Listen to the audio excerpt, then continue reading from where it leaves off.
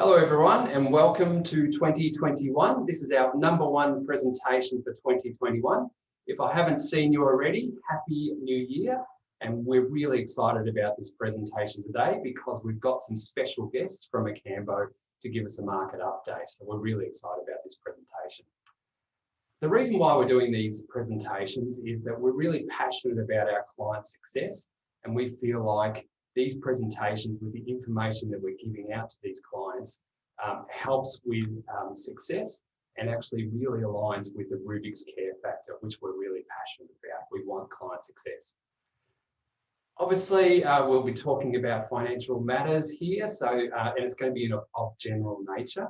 So if you want to talk specifics, if something comes out of this presentation, drop us an email, give us a call, and we're happy to talk to you about it. So there's our disclaimer, make sure you read it. So the topic of the presentation today is, first of all, I'll give an introduction, obviously, of the people talking, and then I'll actually be talking about Rubiix Wealth Advice, which is a company that Mark and myself set up. Then Akambo will be giving a market update, which we're really excited about. And then Mark will be talking about the benefits of SMSF, so self-managed super funds, and then obviously how to contact us if you've got any questions. So I'll go into and talk about a little bit about the presenters today. But first of all, Chris Willerton is a Director and Chief Investment Officer at Akambo Financial Group. Chris leads the robust investment team and operations that oversee well over $1 billion.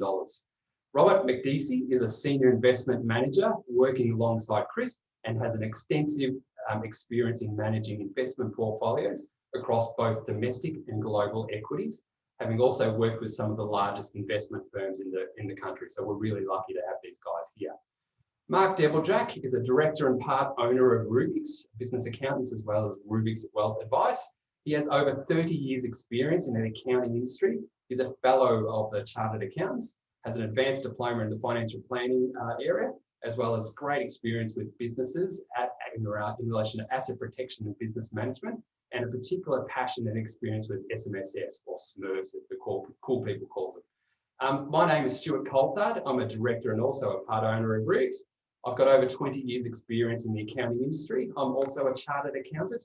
I've got also an advanced diploma in financial planning, and my area of expertise is business advisory, as well as asset protection and tax planning. So, Rubiix Wealth Advice, what is it? So, we've actually set this company up a couple of years ago. So this may be a new concept to a lot of people, but it actually has been around for a couple of years now. But why did we actually set it up? We found that Mark and myself were kept on getting asked questions around wealth when we're actually talking about with our clients, our business clients, around financial matters, but we didn't actually have the license or the education to actually provide this advice to our particular clients. So we thought, why don't we actually go out and get our license? And we've done that through Akambo. We felt like it was a natural progression to provide these types of services with our accounting clients, as well as it really felt like it was a complementary service for our clients, their wealth.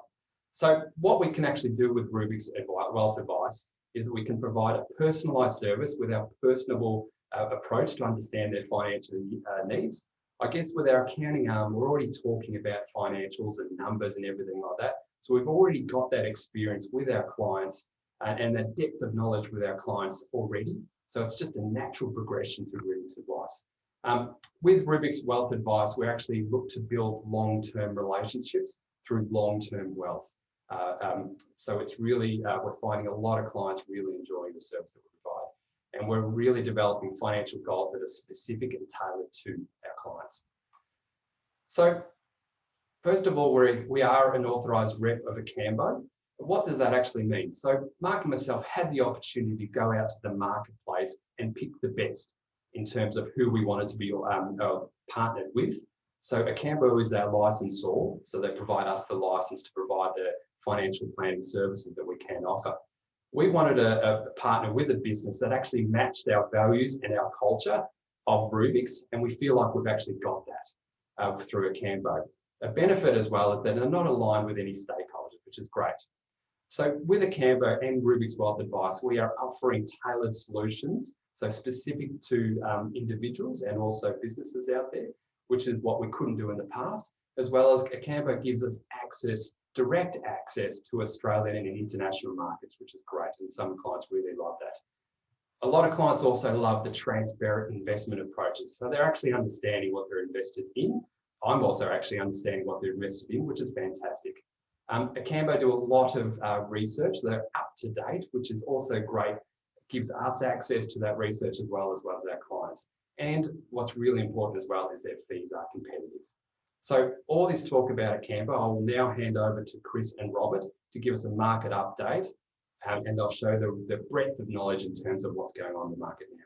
So thank you. Everybody, my name is Chris Willerton. I'm the Chief Investment Officer at Akambo Financial Group. I'm joined today by Robert McDissy, Senior Investment Manager at Akambo.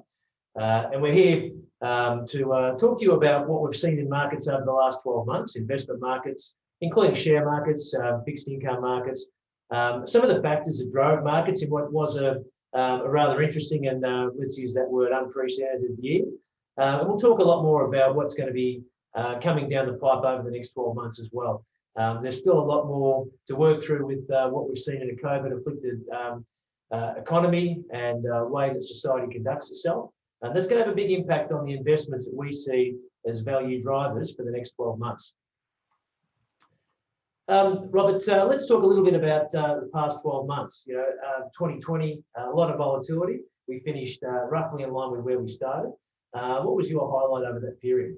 Highlights, is an interesting way to put it, Chris. There was a lot of activity and a lot of movement. The highlight was essentially the ability, I guess, for economies and people to adjust in what was a very abnormal situations that people had never come across before. So the adaptability and the resilience of people and the economies and companies to adapt to that new environment was most encouraging, if I was to pick the highlight. Yeah, I'd say that was mine too. And what we saw through that was the emergence of a lot of companies that people maybe hadn't heard of before, such as Zoom Communications, and also the acceleration of some of those tech leaders, the Amazons, the Microsofts, Apples, the acceleration of those businesses above other businesses. And they drove share market gains in international markets over that period.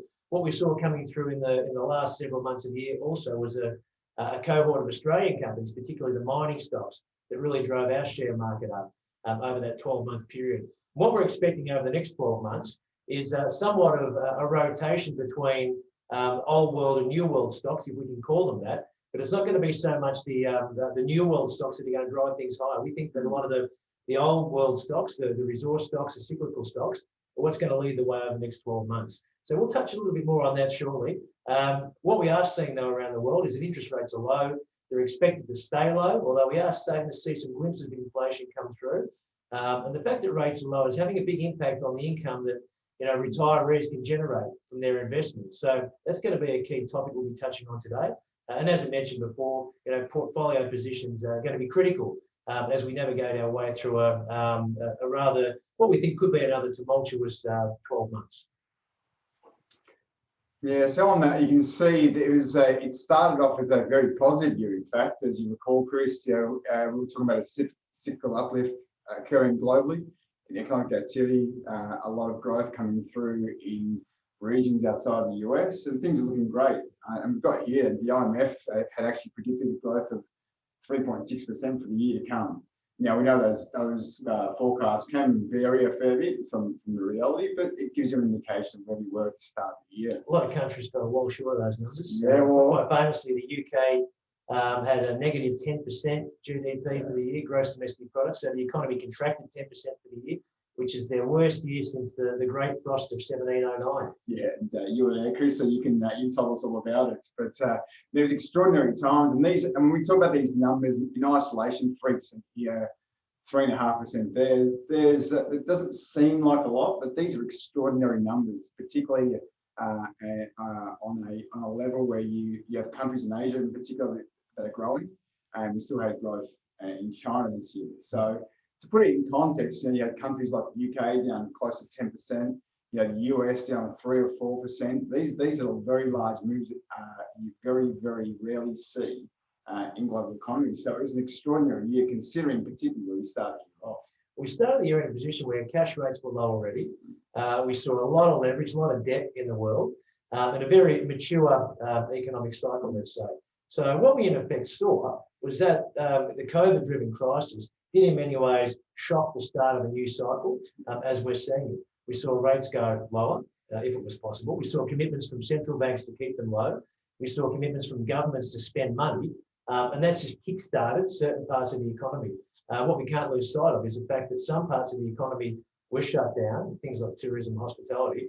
They're still besieged at the moment, and it will be some time before those industries start to get on their feet again. But with the prospect of vaccines coming through and potentially some degree of herd immunity, there is hope and optimism coming through in some of these travel companies, for example, that there is a light at the end of the tunnel. Absolutely, and I think what's important is to highlight, and particularly for investors and clients, is that in markets can sometimes be boring, but rarely boring, and rarely can you have a hold and forget portfolio. And last year was a perfect example of that. So once we realised that the coronavirus wasn't simply a Chinese story, it was actually a global story, we were able to pivot quite quickly within the portfolio and increase our defensive assets in major part towards cash to protect our clients' capital on the downside, and then decrease the growth assets, which were going to get more impacted. So that was really important for us to have that ability and to act very quickly. And to put it in context, the Australian market dropped 39% in 19 days. That is an extraordinary drop by any measure, and the quickest drop from a high that we've ever seen in the Australian market in over 105 years of its existence. So to put it in context, the ability to be agile was very important last year.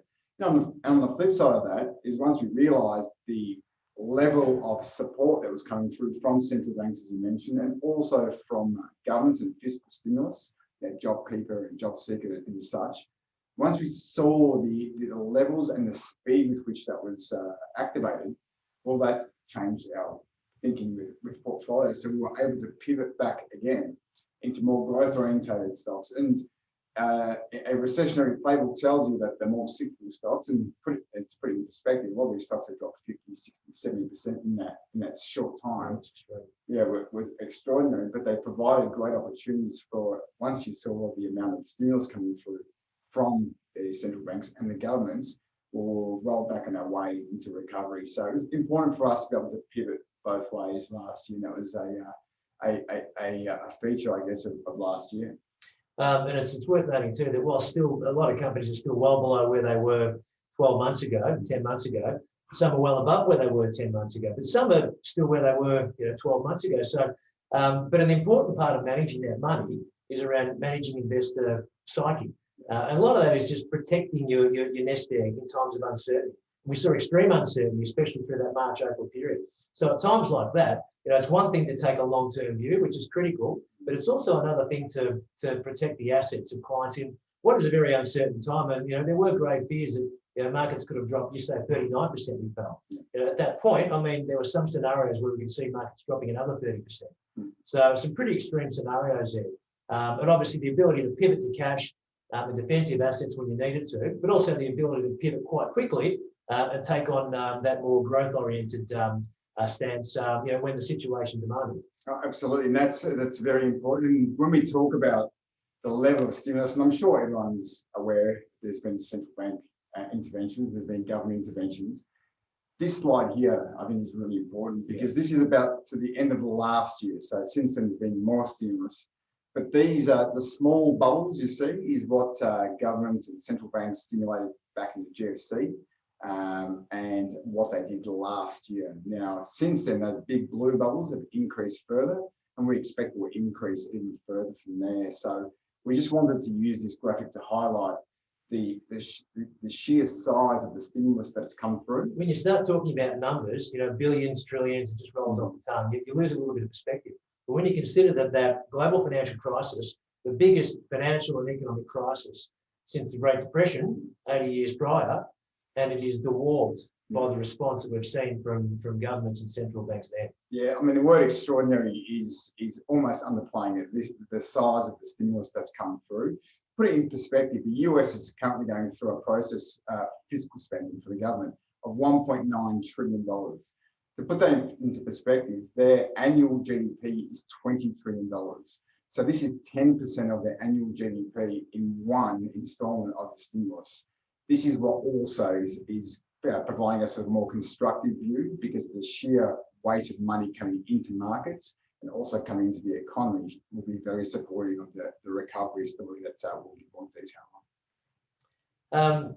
Obviously, you mentioned about how we've pivoted through that period. That's played a role in having a strong 12 months. Across all the risk profiles that we offer to investors, from the more conservative to the more growth-oriented investment profiles that are full of Australian and international shares, and as I mentioned, the conservative, which has got a far higher weighting of your fixed income investments and cash as well.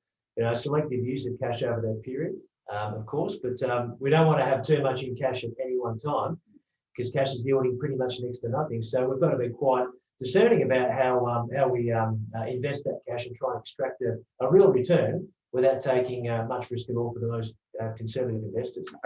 Absolutely there, Chris. And I think what's important, we'll go into more detail, is income and how important that is to investors. The reality is people live on income, people that are close to retirement or in retirement require income. It's getting harder to find that income. And that's an issue. So we've got some solutions we think that are worth consideration in a world where income is going lower and lower, with cash rates at the moment in Australia at 0.1%. So that's not going to take it too far if you're trying to live off those type of numbers. Yeah, absolutely. And this chart here, I think, is in many ways it's supportive for growth, and this is why we're constructive, because money is so cheap. But at the same time, we understand that it's almost a tax on savers. So people like you who say, look, I've spent my whole life working and saving money, I need some income now to survive. Well, it's getting harder. That's the reality. So what central banks are telling us at the moment is to say you need to shift up the risk curve. Part of what we want to do, and part of what your advisor will do, and your advisor at Rubiix will help you with, is to understand that there are alternatives. You don't go from 0 to 100 necessarily in risk. You can increase your risk slightly and to get a more appropriate return for yourself. So that means you don't go into volatile assets necessarily, such as equities, which we consider high up the risk curve. There is a lot of alternatives above cash and government bonds, for example, that can yield you a reasonable return in the current environment. Yep, for sure. One thing we did see, though, is the dividends over the past 12 months were cut quite dramatically, which resulted in another haircut for investors who relied on income. But we will see a big pickup in dividends this year, especially with banks starting to reintroduce, or not reintroduce, but to increase their dividends back to previous levels. And one thing we think is really important in deriving income is being a little bit more active as well. We've got extraordinary times, again, where central banks in the US are buying corporate bonds. They're actually going physically into the market and buying it. It's the first time it's ever happened in history. So that creates distortions within that market. So two things that we think is really important for clients to consider is not just have a set and forget portfolio, because this environment is so dynamic, but also to be able to extract extra value from the market. There needs to be an active approach, which we think will benefit clients in extracting a little bit more income. This slide here, I think, is really important. This basically tells you starting from the bottom left-hand corner, the lower risk. So government bonds, cash is just beneath that. Cash and government bonds are your very low risk investments, not paying you very much at all, sub 1% in many cases. Cash is paying you 0.1. If you get a TD these days for 0.4, you're doing pretty well, 0.4, 0.5. Inflation is going at 0.9 at the moment and rising. So in many ways, you have to understand that is the real rate. And that's what's really important. The real rate, we all live in the real world, is actually negative to extremely low, and you're losing real purchasing power. And that's what's really important here to understand and appreciate. And find an alternative that gives you real return. And real return that will protect you against inflation and provide you with the appropriate income to live your lifestyle. And that's where we look at senior debt and then to some degree junior debt. You can see if you go up the curve there that it gets more into equities and so forth. So by no means is your solution just to buy shares. It may be part of your solution, but the reality is that most people who don't want much volatility, and in retirement phase particularly, don't want that volatility, want to protect their capital, And there are alternatives that give you a slightly higher rate of return without that volatility, because a lot of people, let's face it, don't have the opportunity to rebuild their capital over time. I mean, the days of getting a risk-free return of 6% in term deposit, I mean, they're gone. For how long? I'm not sure. They could be gone for a very, very long time. But I think the average return on cash over the past 40 years is about 4.5 to 5%. So that's long gone. So in order to get that sort of return, unfortunately, investors do need to acknowledge that there's a little bit more risk that needs to be taken on. And the reality, as you all know, as well as I do, when you get your gas bill and your food bill when you go down to Woolies or Coles, is that inflation number they give us is probably underplaying the real world number as well. And this is the reality. So again, this is why I speak about real rates of return, why we speak about real inflation. This is the world that we live in, and it's important that you have investments that are commensurate with that type of environment to not only provide you with the income required, but provide you with returns over time and protect that capital. And while central banks around the world have made it pretty clear that rates are going to stay low for a long time, we are seeing some signs of inflation come through. And we as investment managers need to position our client portfolios for a reflating world economy. But as part of that, we're looking at certain sectors that are going to be benefiting from things starting to pick up. But we still think that rate rises are a little way off, but they may come sooner than some people are thinking. And this is the reality of when you see the amount of stimulus coming into the system that we're seeing. A lot of more money is chasing the same assets, the same commodities, for example. Now that all feeds through eventually into inflation. A lot of dollars come through. How do you protect yourself against that? And part of that is going to come into inflation. How long it lasts or what level it goes to, well, that's still up for conjecture. But the reality is that we think inflation does rise from here, and in many ways that also, again, the real world means that you need something to protect yourself against that particular inflation that may come through over the coming years. Yeah, and while we might expect a reasonable degree of, I don't like using the word, but normalisation coming through over the next 12 months, there are certain sectors, there's certain global economies that won't recover, and some that are going to recover more rapidly. And I think Australia is really well placed to do reasonably well this year, given the fact that we're an exporter of a lot of raw materials which are in high demand and increasing demand. And part of our positiveness for the year ahead is that amount of stimulus coming through is one factor, but we are starting to see signs of normalisation, for want of a better term, where we're going back to the pre-COVID world to a degree. Now, there is some changes and nuances, and we fully appreciate that, but all the economic data we're seeing coming through is from manufacturing data to services activity is very positive. And that's not just in Australia. Employment data is looking resilient. Yeah, amazing. I mean, we in New Zealand, now it's only a small country, but they sort of first in, first out. They just had a print of in their unemployment of 4.9%. Now, 4.5% is considered full employment in New Zealand. So it tells you how quickly the economies can snap back, particularly from an event-driven recession. And that's what's, I think, really important this time around, because the event meant that the actions from government and central banks was a lot faster and a lot bigger than it normally is. Normally it takes 18 months for them to react, but this time it's a lot bigger and a lot faster. I think that's a significant difference to a normal cycle down.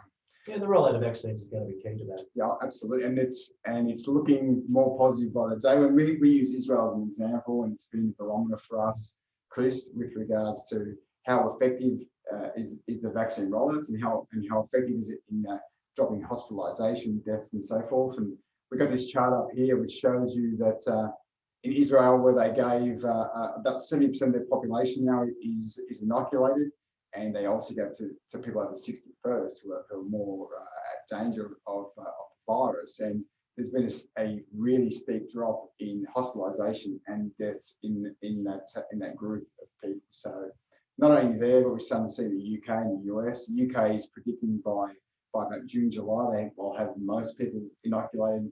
The US about September, and Australia we should have it by the end of the year. So this is all ramping up and very encouragingly from a social perspective and from a personal perspective, as well as economic perspective. That is all very positive for growth, because we've got a lot of pent-up demand for services in particular, and also goods.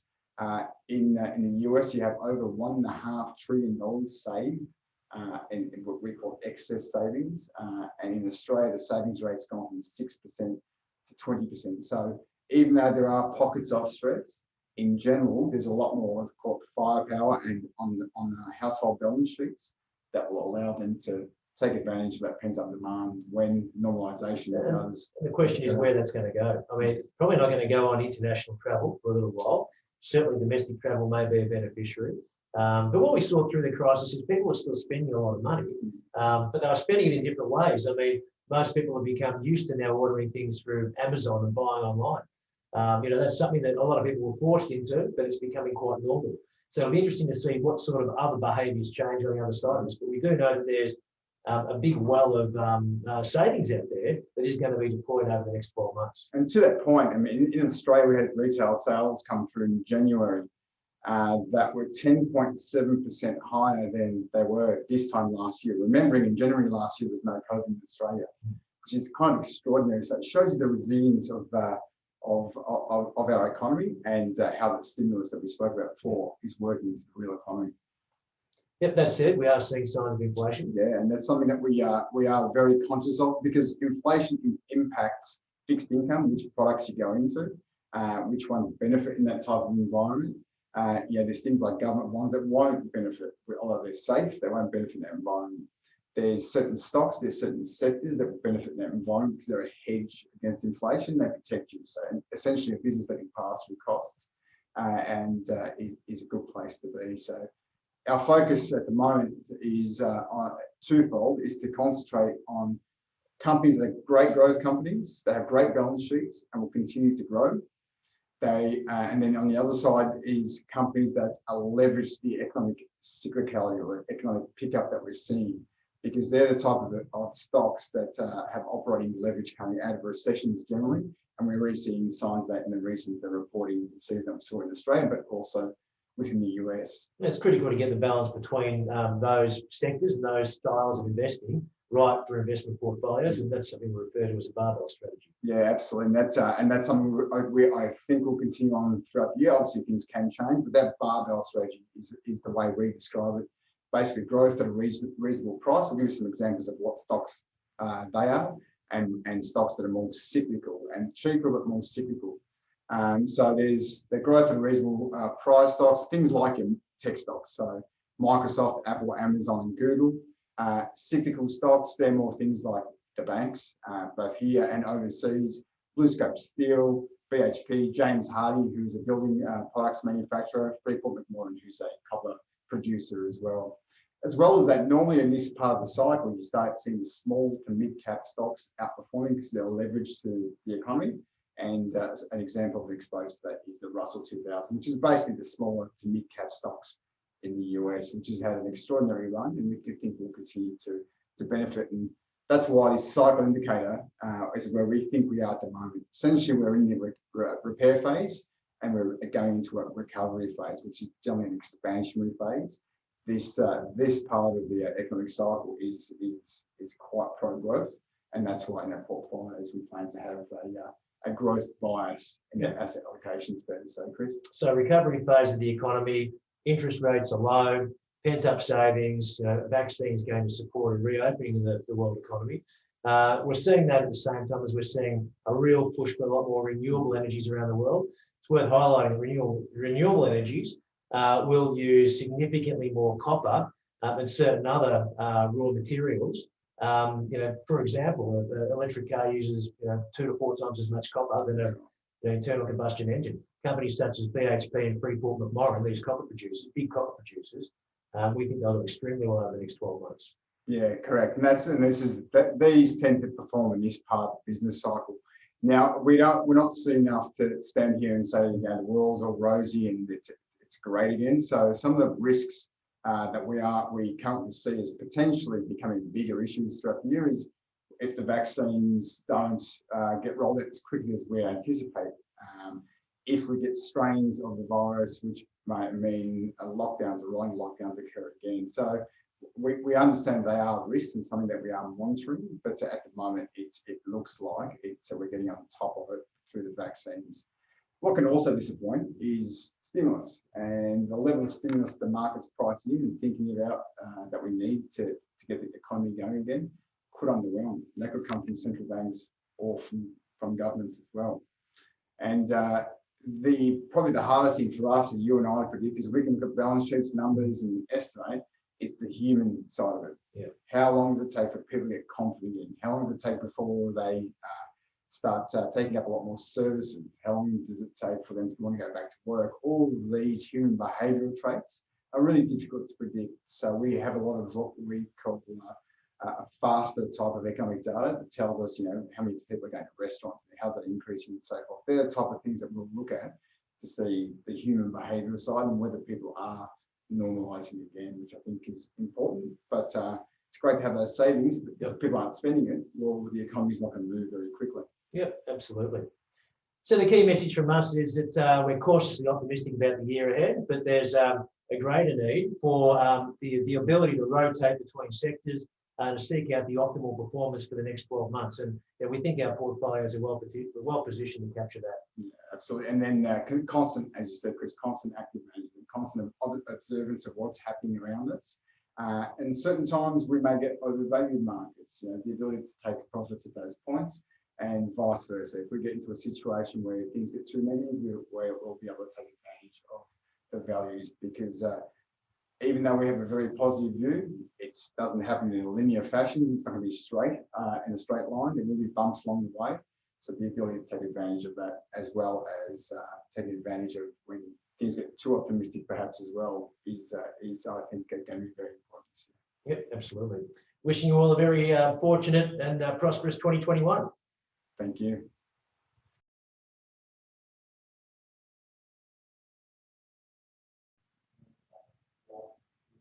Mark Deviljack here. Today I thought I'd talk to you about why choose an SMSF.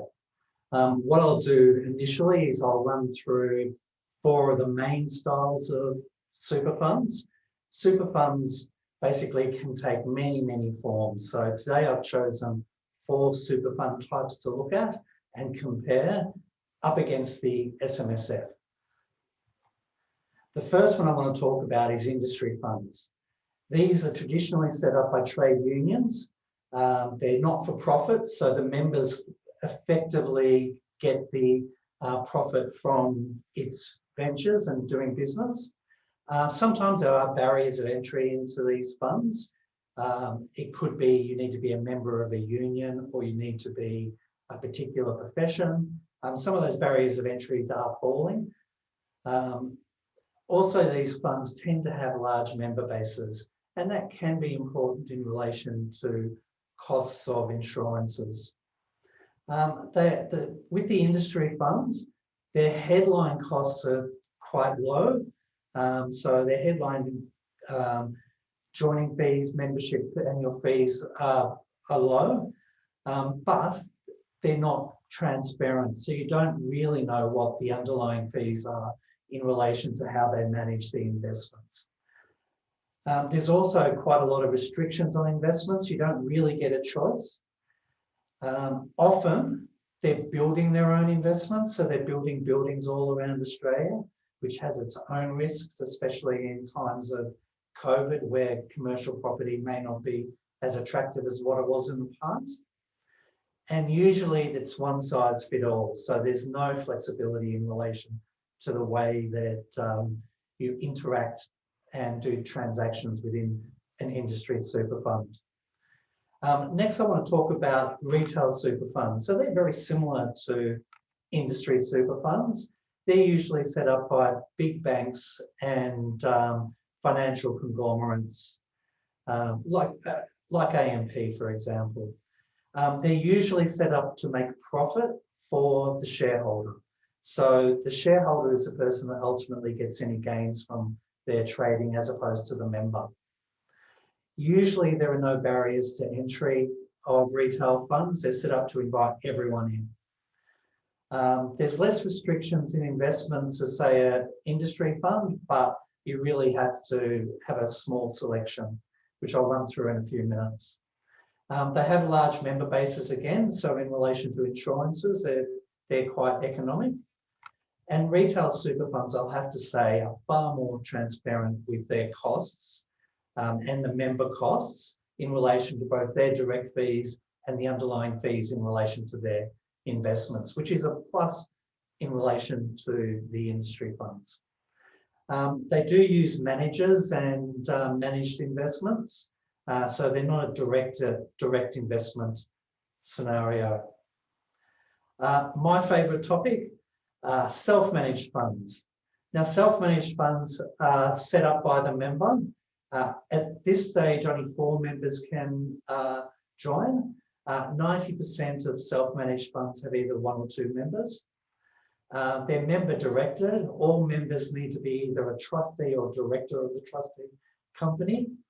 They do cost a little bit more to set up to begin with, and the compliance fees are a little bit more than the other 2 examples, but on scale, there is a big difference, which I'll explain later. There's a huge flexibility in relation to investments.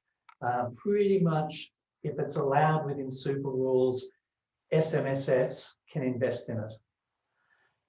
What most of my clients love is the direct ownership and the transparency.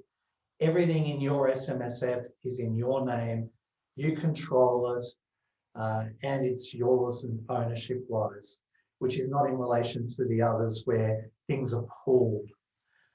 There's a greater ability to plan and a greater ability to plan payouts at the end as well. And you get to choose who helps you manage your money, unlike retail and industry. I'd also like to introduce like a hybrid of these to you. We call them a hybrid between self-managed funds and retail. They're a separately managed account, so a third party is trustee, so the investments are not directly in your hands, but you have a separate account. The members can help in the direction of the investment, so there is a bit of choice there. And it does offer direct ownership, so it's directly owned by your fund, just you're not the trustee of your fund. And so it has lower costs than SMSF. So I did mention this today because this could be a stepping stone into an SMSF. So this chart I've put up here is a comparison chart between industry and retail funds. I think they're quite common in the way that they do things. This hybrid that I was talking about that we're calling here the separately managed account, and the last one, the managed discretionary account, is a style of investing within SMSF that Rubiix, through Rubiix Wealth, uses quite a lot. As you can see across the page, the further across the page you get, the better they are with tax efficiencies. Now, what I mean there is things like who gets the franking credits. In the industry funds and the retail funds, the franking credits are pooled. So if you're in retirement, for example, your franking credits are being shared with everyone else. Within the separately managed account, that issue is not in existence because you own the franking credits, they come to your account. Probably the difference between a separately managed account and an SMSF is choosing when you sell an asset. So in the industry and retail funds, you really don't get a choice when assets are sold. And that could be important, for example, if you're going into retirement. So once you're in retirement, your assets are tax-free in superannuation. So it's important to have that choice of when you sell assets, because if you sell it the day before you retire, well, you're up for capital gains tax. If you sell it after, then potentially there's no tax at all. Also to transparency, and that's knowing what you own, knowing the costs. So in the first column, Porter Medium, and the second two, it's all transparent. You can see it when you log in. And direct ownership, which is very, very important to a lot of our business and high net worth individuals. They want to know that they own a particular asset because they've had a hand in choosing that asset. So both the hybrid and the SMSF are good for that. Portfolio construction. So this is the assets that's owned by your super fund. You can see that there's the pooled or individual holdings. Individual holdings are for retail funds only, not for the industry funds. And you've got model portfolios within the managed account system. So a model portfolio, you choose your risk. That's the model that you take. You physically own the shares, but the trading in those shares is managed by someone else. And then there's the discretionary managed account, or managed discretionary account, which is where you get some choice, and it is on some models to some degree, thing. So as you can see, the other two offer you more in relation to how you invest. Now I want to talk about the features of SMSF and what we think are important. As you can see, the industry funds, there's lots of red crosses there. You can't choose your investment manager. You can't transfer assets in. You can't take a deduction for fees such as from Rubiix Wealth in relation to that. You can't invest in fixed income investments. And there's very little or limited international domestic equities. It's usually done through fund managers. And retail, they offer a few more bells and ticks. You know, they're out to get business from people, so they do allow you to transfer assets in. They're not that great for things like estate planning, and they don't really offer international shares except through managed funds, and they don't offer direct property. So our hybrid model here of a external trustee and a managed portfolio, that does give us a few more bells and whistles. We can be more proactive with our investments. We can buy some direct international equities, and we can buy the other investments that are there. If you have a look, the one with all the ticks is obviously the SMSF. So that allows for direct property. It also allows for you to borrow in superannuation. So if you're after to buy your office, you can put a deposit down and borrow the balance and pay it off with the rent that your business is paying to your super fund. So you can't do that in any other three structures. Also, the ability to structure the estate. So at the end, when you pass away, you want to know how that money is going to go out in the most tax effective way. And in SMSF, you have 100% control of that because it's self-managed. So as you can see here, there are a lot of positives for SMSF compared to the other accounts. Place those in front of you. So there is a barrier of entry into SMSF. It's been suggested that you need at least $200,000 to start an SMSF because there's costs to establish and costs to run the SMSF. We see that it's very cost effective from about $400,000. So if you've got mum and dad together investing in their super, they might have $200,000 each. And SMSF would be very, very cost effective for them. And obviously, if you've got balances way more than that, then it's extremely cost effective. That's where the real economies of scale come in. Directors have the reporting and financial obligations as well. So you're involved in the running of your investments. But you have the fiscal obligations for that as well. You need to understand the rules. You need to understand that if you get it wrong, there is a high cost. I'll talk about the pros now. Ownership. Everything is in the name, your name or the name of your company that you own as trustee.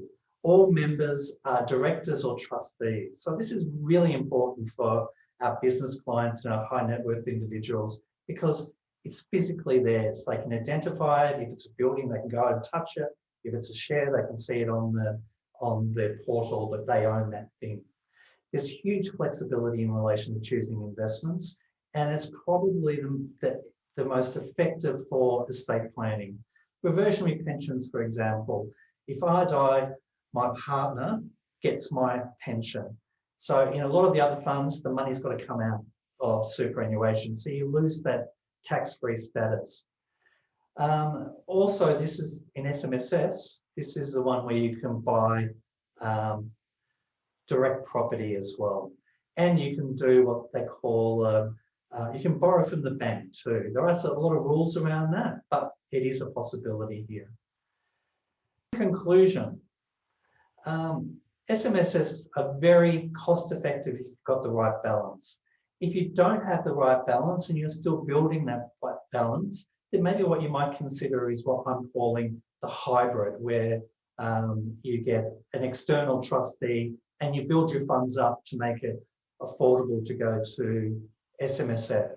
As I've said, SMSF is very tax effective. You get the franking credits, you get the choice when you sell assets. Ownership and control, as I said, is so important to a lot of our clients. And there's a huge amount of flexibility. So any asset that's allowed to be owned in super, we can do it through an SMSF. And I can tell you, over the years, I've seen some real doozies of assets that go into SMSFs. There's flexibility in relation to future pension payments, in relation to future lump sums. You control it. It's not a third party that is controlling your money in relation to how you take it. And probably the cons that we were talking about in relation to make sure you get it right, in an SMSF, you can engage a professional investment advisor to help you build the portfolio that is right for you. And Rubiix Wealth can step in and do that for you. Also, you can engage professionals to help you with your compliance. So Rubiix business accountants can walk in and make sure your tax returns are lodged and that you're running a compliant superannuation fund. So in conclusion, I think the one that we've shown today, SNSF, is the most outstanding of all the funds that you have a choice in. So thank you for listening. Guys from Akambo, the guys from Akambo really showed the wealth of knowledge that they have in terms of the market and where they think everything's going to go. So thank you both so much. We're really thankful that they actually came along. And as you can see with Mark, the wealth of knowledge in self-managed super as well as super comes across, and the passion does come across. So thank you guys. So what I was going to cover off on quickly now is we get a lot of questions about when people should actually contact us to talk about their wealth plan or where they should be going or whether they're actually on the right path. So up on the screen at the moment is a couple items when to actually think about contacting us. First of all, if you're thinking or seeking to invest, if you have that idea in your mind, please give us a call and we're happy to talk you through the options available. If you've got a queries about your super fund, whether you're in the right one or whatever you want to talk about in terms of super, also give us a call. As Mark touched on, self-managed super funds is an area of expertise of ours, so we're happy to sort of deal with that. And if you're looking to invest in relation to self-managed super fund, or just talk about whether it's right for you, give us a call as well. If you're retirees or nearing retirement, we can put together a retirement plan together for you. I guess the main aim around this Rubiix Wealth Advice is developing a long-term financial security, and we'll develop a plan around that. And another query, if you're thinking about starting a savings plan, is also a good idea. If you do come across and take up our Rubiix Wealth Services, what you actually get with that is not just a one-time experience with us, it's actually a long journey. We actually establish where you are at the moment. So we establish your current financial position because we need to understand where you are now and also where you want to go in the future to put a plan in place. After establishing where you are, the next step is actually put together a statement of advice so you can clearly understand how we are going to get you from the start to where you want to go in your goals. Then obviously implement that plan. Obviously, in terms of any type of professional advice, there needs to be a proactive management of that advice and also continually updating the plan. We like to continually manage and also monitor your investments and make sure they are right for you, specific to you, as well as each year or each 6 months or however you want to contact us, talk about how everything's going and whether it's still right for you, and review that piece of advice to see if it's actually specific to you as well. And also sometimes things change. So plans does change. It doesn't mean we do a plan today, it never changes again. We're continually updating and reviewing that plan. Also as well, with Rubiix Wealth, here are a couple of other services that we can provide with that Rubiix Wealth financial planning license. Wealth building, super options, investment strategies, debt discussions, estate planning, which Mark's touched on a smidge with SMSFs, retirement strategy, and also business financial planning too. So that's the actual end of our presentation. So if you've got any questions in relation to that, please drop us an email or a phone call. We are actually sending this out to everyone as a video, so please watch it as many times as you want. If you also want to click on the YouTube if you want to continually getting access to our videos all the time, so that'd be really cool. But yeah, that's it. Thank you very much. Catch ya. Bye.